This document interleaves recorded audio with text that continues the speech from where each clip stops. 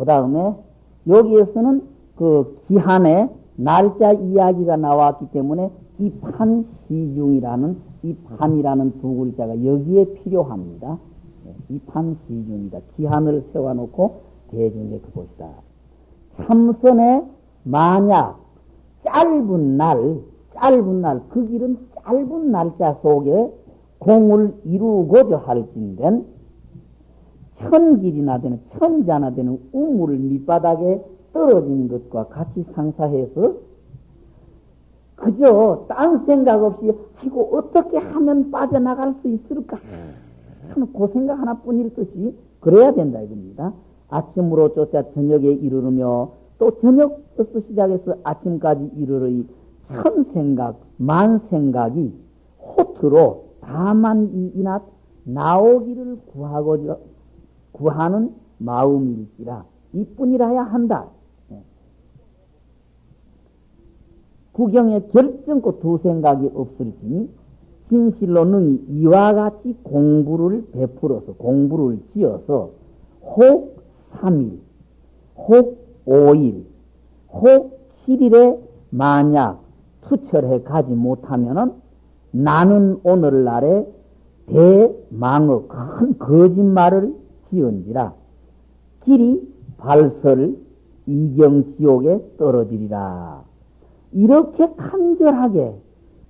간절하게 공부해서 3일 해서 안 되고 5일 해서 안 되고 마지막에 아무리 길어도 7일 공부해서 깨닫지 못했다고 하면은 나는 너희들에게 거짓말한 그 죄로 발설지옥, 이경지옥에 떨어지겠다. 어떤 때는 열이 홍홍하며 어떤 때는 산란하다. 어떤 때는 냉빙빙하다. 어떤 때는 혼침하다. 잠기다. 어떤 때는 산란하고 어떤 때는 혼침하며 어떤 때는 나귀를 끌고 우물에 들어가는 것과 같으며 소나 말을 끌고 우물 속으로 들어가려고 하면 이게 알아주겠어요. 그 짐승들이 도살장에 들어가는 소나 그 말 같은 짐승들이 도살장에 가면은 도살장 문턱에 발을 보태고 안 들어간다고 하는데 우물 속으로 끌고 들어가려고 하면은 얼마나 힘이 들겠습니까? 예. 어떤 때는 순한 물에 돛대를 팽구와 갓나니 어떤 때는 공부가 잘 되고 어떤 때는 영 안 되고 어떤 때는 잠에 떨어지고 어떤 때는 산란에 빠지고 이 네 가지의 마구니를 인해가지고 다시 서로 물고 헐뜯는다 이거죠. 이 네 가지 마구니가 들어서 학인으로 하여금 지불을 잃어버리고 업을 잃게 함이라. 그러니까 공부를 완전히 놓치게 되고 본분 깨달음 요 완전히 놓치게 한다.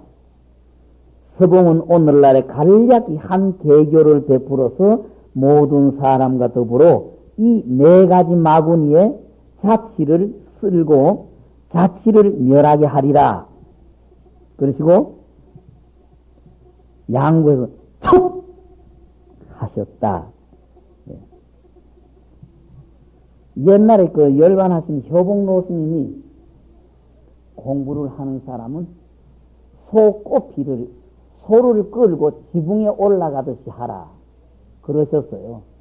소를 끌고 지붕에 올라가면 꽃이 느슨하게 잡아서는 가망 없고 소 바로 코뜰에 요거 탁 잡아가지고 다그지게 서둘러야지 꽃이 느슨하게 잡고는 가망 없는 일이다. 공부하는 사람은 어떻든 다그지게 달라들어라 이겁니다. 화두를 다그지게 달라들어가지고 안 죽으면 막 죽든 살든 지 안 죽으면은 내 죽는다로 가지고 달라들어야 공부가 되지. 공부인이 생각이 느슨하면은 안 된다. 효봉로 스님이 언제나 그렇게 말씀을 하셨어요. 그저께도 내가 농담했지만은 우리 돌아가신 우리 스님 나한테 파김치 같은 놈의 새끼라고 욕을 하시면서 일주일까지 할 게 뭐 있느냐고 3시간만 몰아쳐 하고 욕을 하십니다마는 어떻든 공부한다는 사람은 다르게 달라들어야 된다. 어떻든. 그래서 내가 극락하면서 그 선빵 댕기면서 우리 스님한테 요거도 먹은 게 그 참 큰 장애가 됐기다. 선빵에 앉아있을 근기가 못 된다는 말이 자꾸 걸려요. 썰이 맞은 그 파김치 같은 놈의 새끼가 선빵에 앉아있을 기틀이 못 된다. 선빵에 앉아있으려고 하면은 아버지 어머니를 내 손으로 잡아 죽여가지고 피가 출출 흐르는 아버지의 발을 끊어서 지끈지끈 씹고 피가 출출 흐르는 어머니의 다리를 지끈지끈 씹고 앉아서 눈 하나 깜짝도 안 할 그런 근기라야 선빵에 있지. 너 같은 놈의 새끼 선빵에 앉아있을 근기가 못 된다는 그 소리가. 선빵에 앉아서 공부가 안 되고 답답하기만 하고 안 되니까 우리 스님 이야기대로 우리 스님 예언대로 나 같은 놈은 선빵에 앉아있을 근기가 못 되는갑다. 진하게 치워버리. 이런 생각이 나고 하도 답답해서 극락의 노스님한테 가서 하소연까지도 해봤어요. 우리 스님이 그렇게 꾸지럼 하시는데 나는 선방에 앉아있을 근기가 못 되는 것 같습니다. 그랬더니만 노스님이 웃으시면서 안 된다고 버리면 어떻게 하느냐. 어떤 사람은 선방에 앉아있을 근기고 어떤 사람은 선방에 앉아있을 근기가 못 된다는 거는 그저 하도 답답해서 하는 소리인데 그런 건 아니다. 누구나 처음부터 연이 있느냐. 그러시면서는. 근데 선방에 앉아있을 근기 못 되는 사람도 있어요. 여기 직접 도량이 직지사입니다. 직지사에 내일 모레 제사라는 제산노스님이 해인사에서 조시를 하고 계셨는데 사제되는 태은스님이라는 분이 계셨어요. 사제되는 태은스님은 멋쟁이. 노래 잘 부르고 춤 잘 치고 장구 잘 치고 어떻든 조금 죄송하면 오입쟁이고 활량이고 해인사에 대구 쪽에는 부산 쪽에서 기생들이 해인사 갔다 왔다 하면 해인사 가서 태은당 만나 봤나? 해인사 가서 태은당 못 만나봤다 하면 해인사 갔다 왔다는 자격이 없다고 평이 날 만큼 멋쟁이였었어요. 걸음걸이 하나 옷 내무새 탁 해가지고 밖에 걸어가면은 그 몸매에서 힘이 흘렀다고 그래요. 그만큼 태운 스님이라는 분은 그 멋쟁이고 공부에 생각이 없고 그때 이렇게 넘겼는데 50이 넘어가시면서 40이 넘어가시면서 사형 되시는 제산노 스님이 사제를 불러놓고 이 사람아 바람 그만큼 피워봤으면 되지 않느냐. 이제 중노로 좀 해야 될 것 아니냐. 정신 차릴 때가 됐다. 지금 언제까지나 20살이냐. 이제 자네 나이가 40이 넘었지 않느냐. 그만큼 바람 피워봤으면 됐지. 언제까지 그러고 살 거냐고. 행복하게 사제를 빌다가 꾸지람을 하셨어. 그래서 태운 스님이라는 분이 사형님의 간곡한 말씀에 발심해서 차라리 목을 끊어도 공부하겠습니다. 그런데 선방에 앉아있으니까 검은 보따리를 머리서부터 덮어 씌우는 것 같더라 이겁니다. 도저히 혼침 때문에 이게 안 된다. 그래서 형님 나는 공부는 틀린 놈인 것 같으니까 나는 한평생 형님 뒤에서 대중 후원이나 하겠습니다는 원을 세웠어요.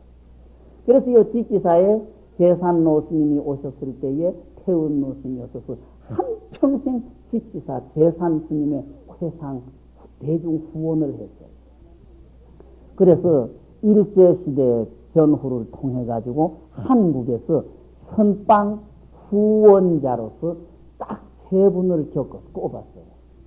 수덕사의 만공노스님의 외호지식으로는 열반하신 벽초노스님, 용성노스님 밑에서는 열반하신 탑전의 경성노스님, 직지사 제산노스님 밑에 태운노스님, 선지식 외호보살이라고 평이 났던 어른이에요.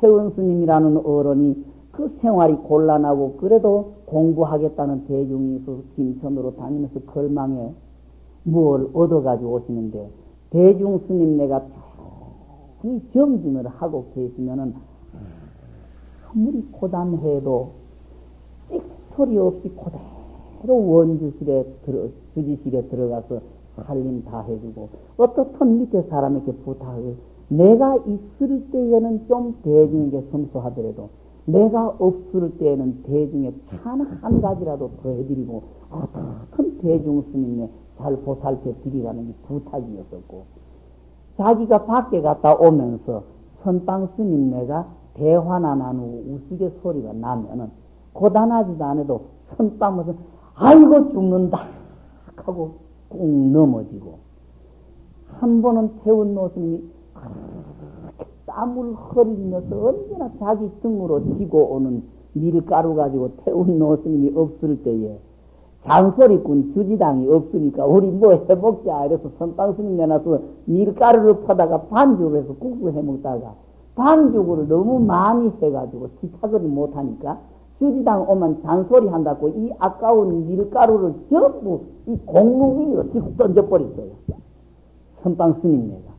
그러니 그 주지스님의 상자들이 볼 때 자기 스님이 땀을 흘리면서 얻어가지고 와서 땀을 흘리면서 지고 온 걸 선방에 있다는 스님이 그 아까운 걸 차라리 나왔으면 후원 대중에 다 먹는다 이거예요.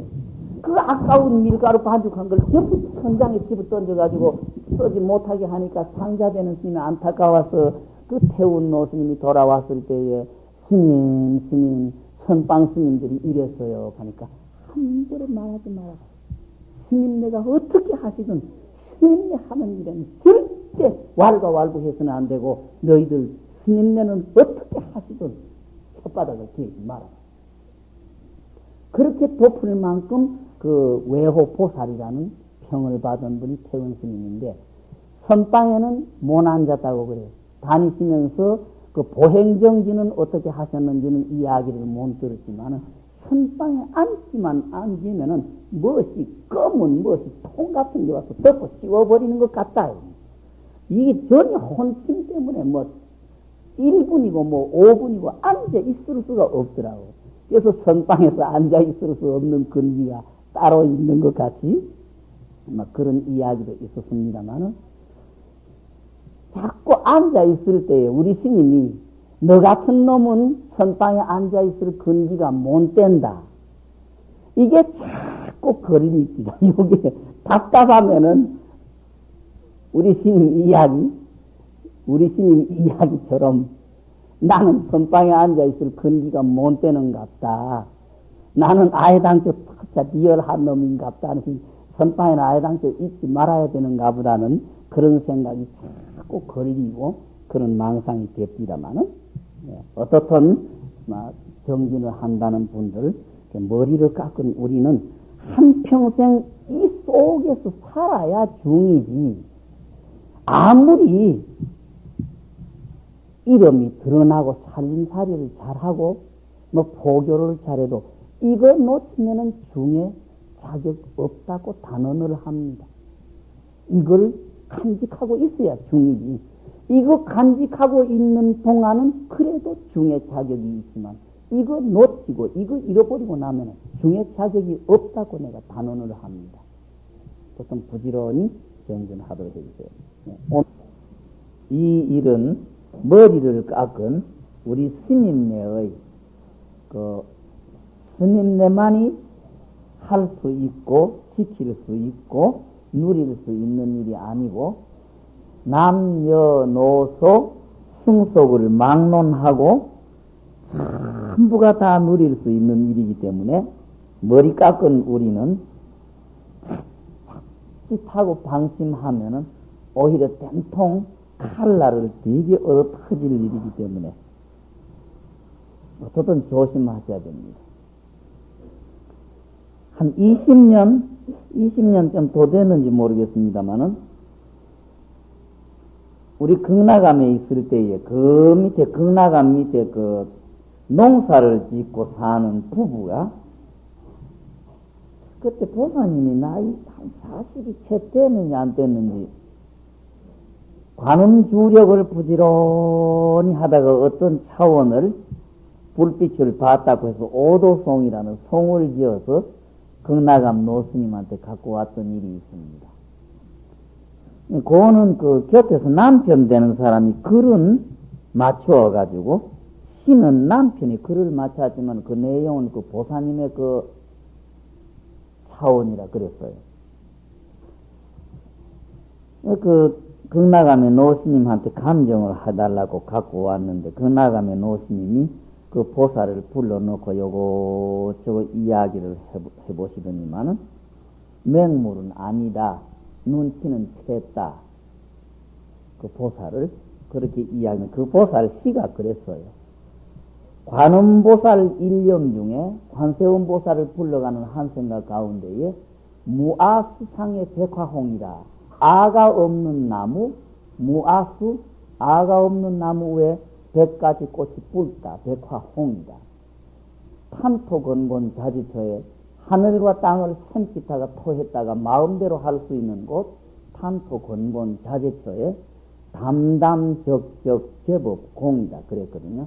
담담하고 적적하게 모든 법이 공했다. 그래서 뭐 조금 그런 이야기 듣고 나서 조금 충격이 돼가지고 자리에 앉지도 못하고 하늘을 땡기면서 미친 듯이 소리도 질러보고 그랬습니다만은 조금 자극이 있던 시간은 며칠 한 2, 3일은 그게 무엇이 조금 노력이 되는 것 같은데 그 다음엔 2년 지나가 버리면 또 허지부지 해버려요. 이게 결국은 우리의 그 결심이라고 할까 그 뜻이 굳지 못하다는 거. 그만큼 그 업이 많다고 해야 될지 늘 선방에 있으면서도 그 어떤 법문 초하루 보름 법문이 있을 때 초하루 날이나 보름 날이나 법문 듣고 나면은 한 2, 3일은 그 법문 들을 때 그때의 그 충격이라고 할까 이 자극이 그대로 유지되는데 한 4, 5일 넘어가면서 또 이렇게 허짓하게 풀어져 버리고 그런 상태 속에서는 공부가 결국 커다란 향상이 없다 그렇게 봐야 되겠죠. 그리고 그저께도 말씀드렸습니다마는 망월사 충성노 스님이 살아계셨을 때 그 어떤 여신도가 그 오대산 가는데 길을 어느 길을 가야 되지요 하니까 노스님이 손가락 딱 내면서 이렇게 하니까 그 손가락이 없었으면은 뭘로 가지고 어떻게 가르쳐 주려고 하셨어요 하니까 노장님이 그만 껄껄껄껄 웃고 말으셨다고 하듯이 스님네가 너무 생활이 편안하다가 보니까 오히려 머리를 깎을 때의 결심을 잃어버리고 나태해져 버리고 그런 경향이 많습니다. 내가 알고 있는 비구니 스님 한 분 나이가 47이 되는지 47이 되려는지 모르겠습니다. 사후에 고등학교 선생질을 하시다가 중이 되셨는데 막상 머리를 깎고 나니까 더 나태해지고 공부할 환경이 머리 깎은 환경이 자기 공부 안 하는 거는 제쳐놓고 남의 공부 방해하는 게 더 심한 것 같더라. 그 비구니 스님이 그런 푸념은 한 적이 있어요. 우리가 초심을 배우면서부터 시작해서 제 공부 제 안 하는 거는 제쳐두고 남의 공부를 방해하는 인연이 그렇게 세상에 많다는 꾸지람을 늘 듣듯이 내 자신이 공부는 안 하더라도 옆에 사람 공부는 방해는 하지 말아야 될 건데 내 공부 안 하는 건 제쳐두고 남의 공부까지 방해를 하면서 사는 그런 중노릇이 되어야 되겠습니까? 그리고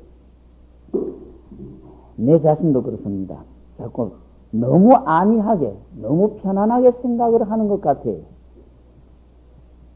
너무 편안한 생각을 하다가 보니까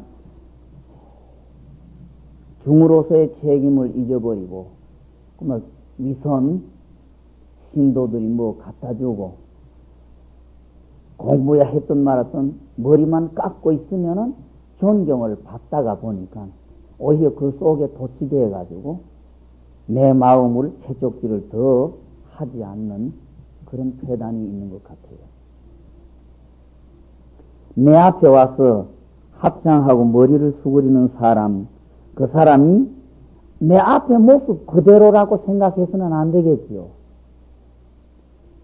오늘날 스님네의 그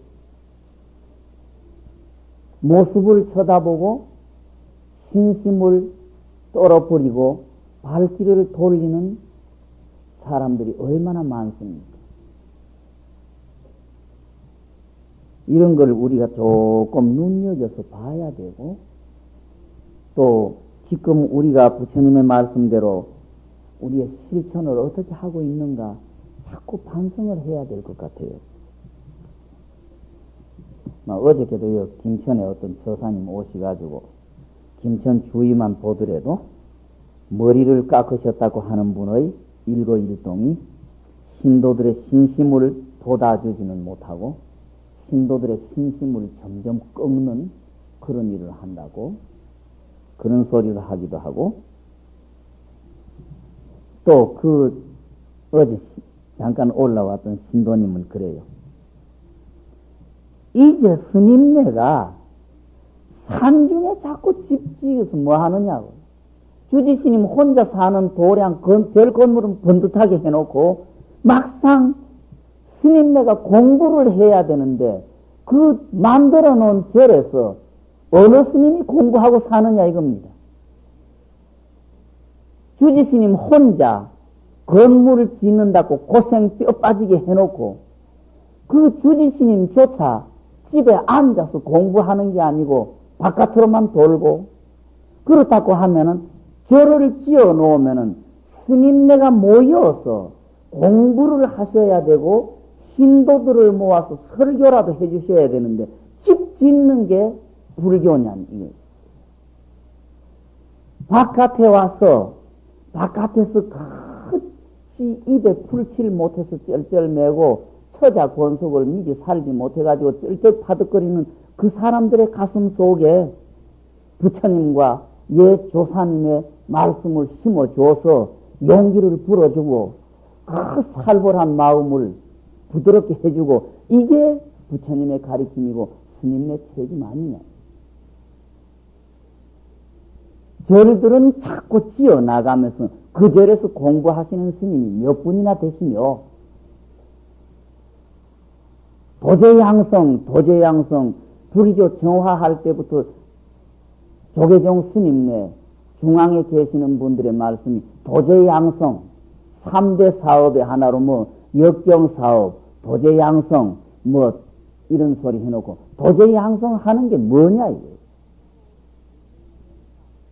스님네가 일반 신도들의 신심을 북돋아 줘야 되고 깨우쳐줘야 되는데 오히려 스님네가 머리를 깎고 하시는 일이 신도들의 신심 꺾어주는 일이 스님네가 해야 될 일이냐.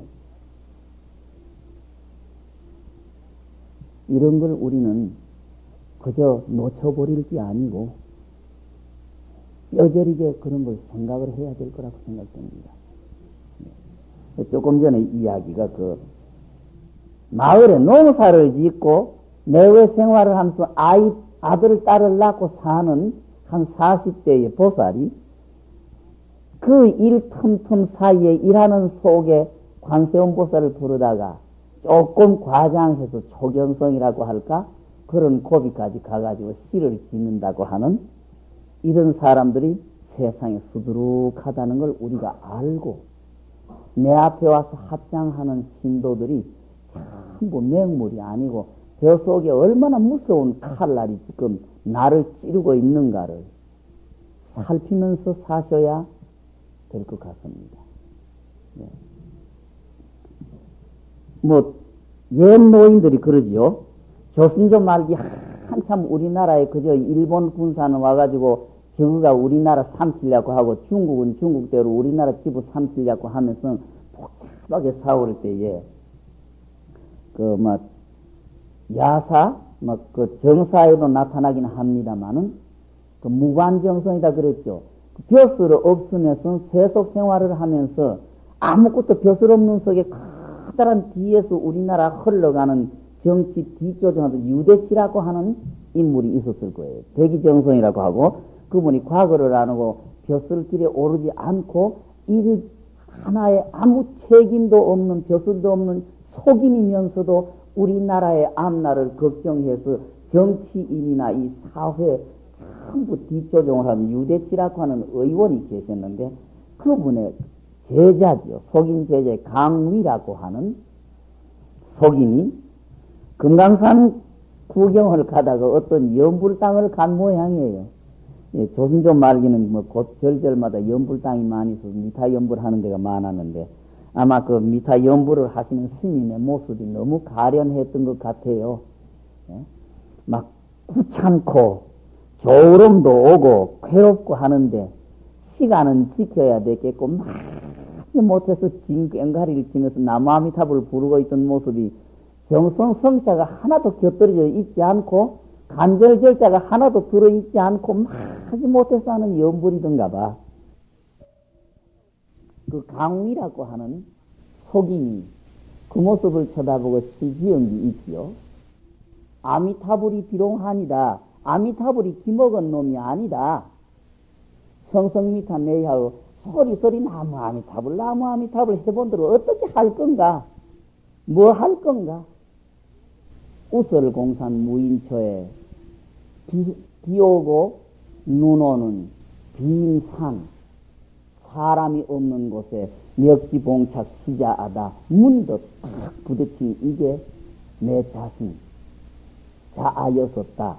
막 그런 시도 짓고 해서 스님네 오늘날의 스님네가 너무 속인들을 쉽게 보고 내 앞에 와가지고 덮어놓고 합창하고 절을 한다고 해서 너무 쉽게 보고 그 사람들을 상대할 때에 너무 암울한 태도로 상대하다가는 이런 된통 혹센 사람들이 간혹 있어서 스님네에게 그대로 막 칼질을 탁탁 하고 가는 이런 사람들이 얼마나 많다는 걸 느끼고 살아야 되고 그걸 내 앞에 남자신도 오든 여자신도 오든 아이가 오든 어른이 오든 저 속에 얼마나 무서운 칼날이 지금 나를 겨냥하고 내리치고 있다는 걸 늘 살피시면서 사셔야 되고 나는 그 칼을 어떻게 맞받아 칠 것이며 어떻게 나는 그 칼을 나를 피해가지고 내 칼을 가지고 저 사람을 칠 건가 늘 이걸 염두에 두고 계셔야 될 것 같습니다.